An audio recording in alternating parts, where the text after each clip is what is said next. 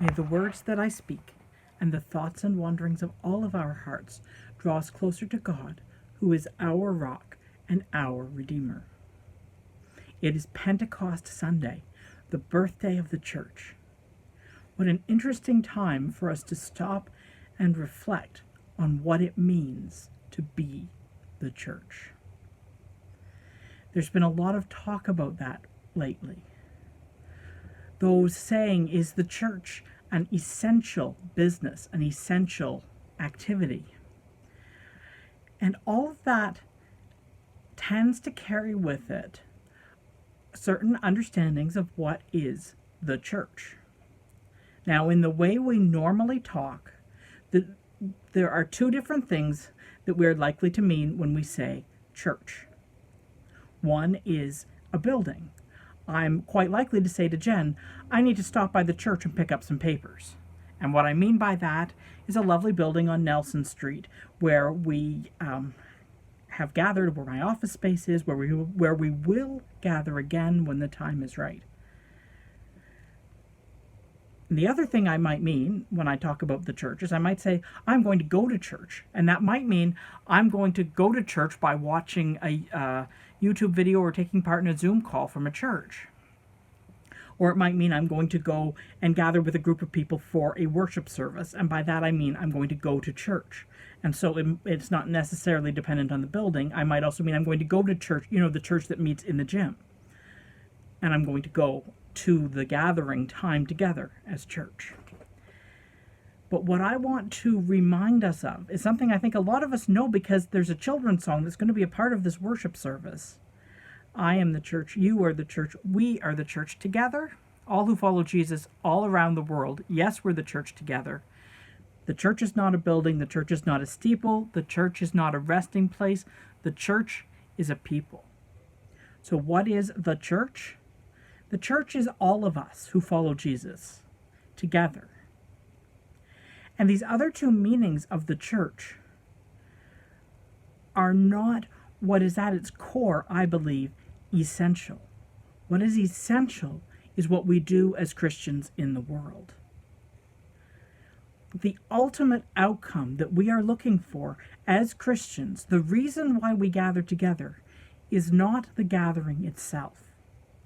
We gather together so that we can go out into the world and be the church.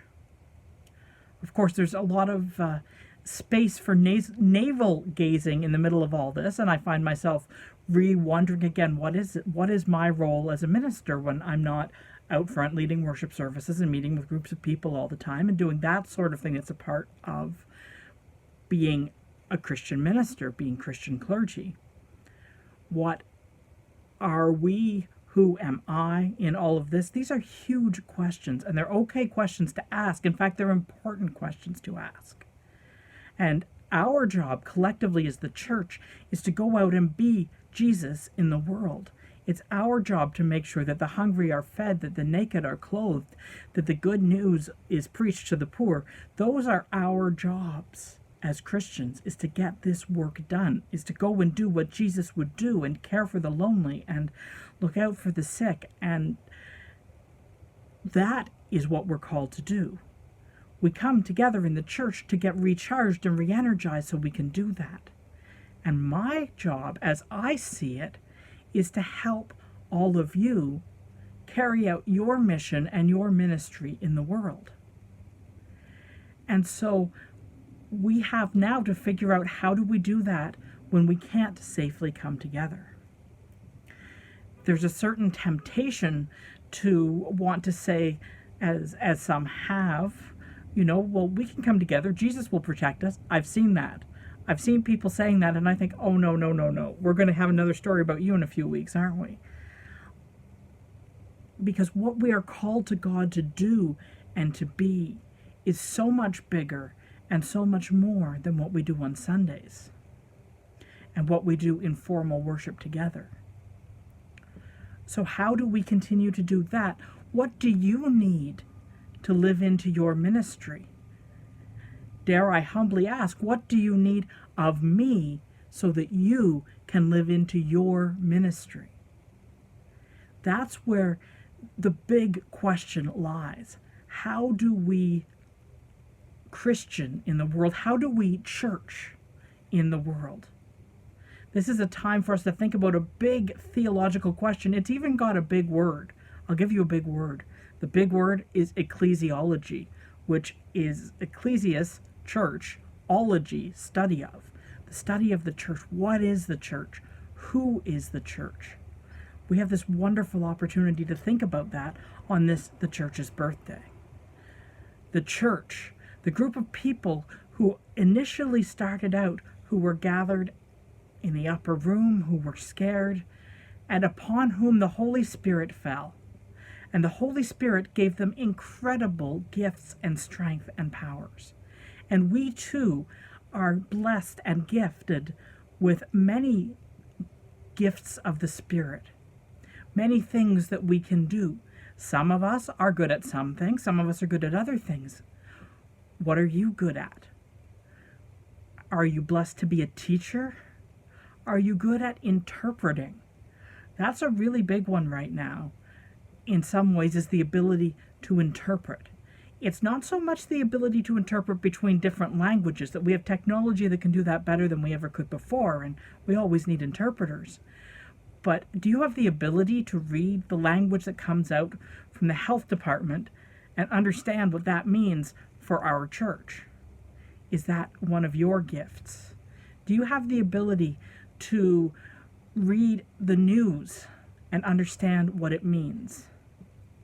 The ability to be able to tell truth from falsehood.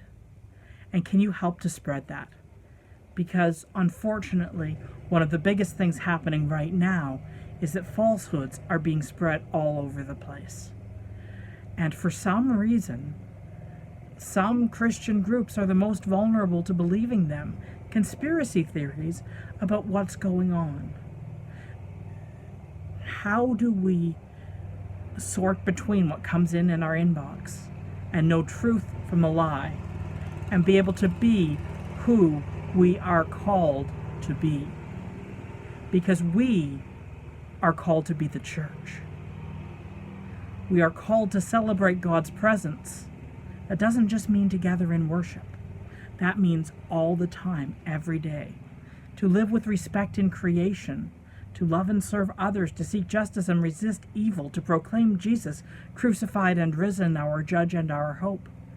In life, in death, in life beyond death, God is with us. We are not alone. Thanks be to God. That is who we are. That is who we are called to continue to be throughout this time. Who are you called to be? How does the church help you to do that on a regular basis and during this special time? May the Holy Spirit be with you as you discern the answer to this and the other really big questions. Thanks be to God. Amen.